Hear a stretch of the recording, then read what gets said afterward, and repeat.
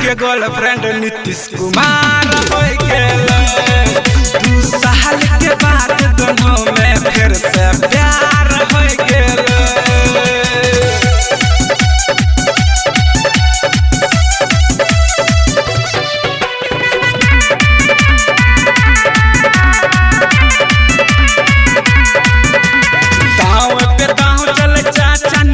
हो देख के जनता के उठे छे किस हो।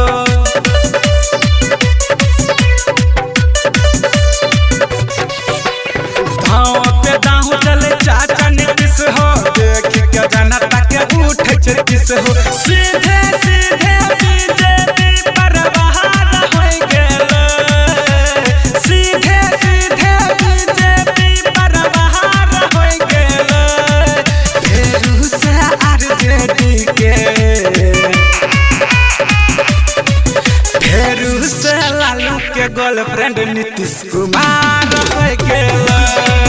2 साल के बाद फिर से दोनों में प्यार हो गेल।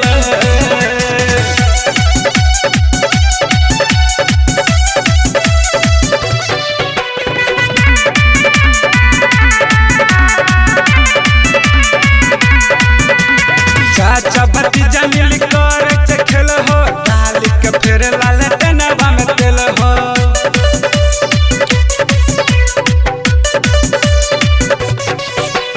चाचा भतीजा मिल कर खेल हो डाल के फिर लाल टनवा में तेल।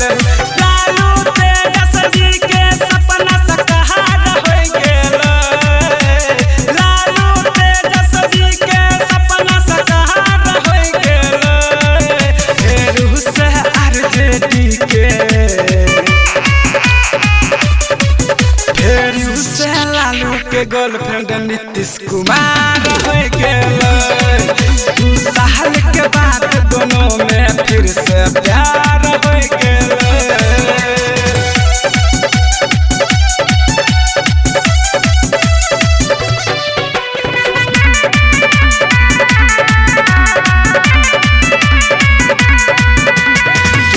बिहार के होते विकास हो कहे छ भैया सोना धीरेन्द्र व्यास हो।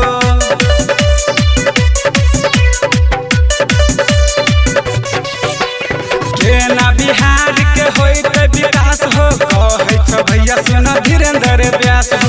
यह सोच के विपिन बेमार हो गेल। यह सोच के राणा रणधीर बेमार हो गेल। फेरू से आरजेडी के फेरू से लालू के गर्लफ्रेंड नीतीश कुमार हो गेल। 2 साल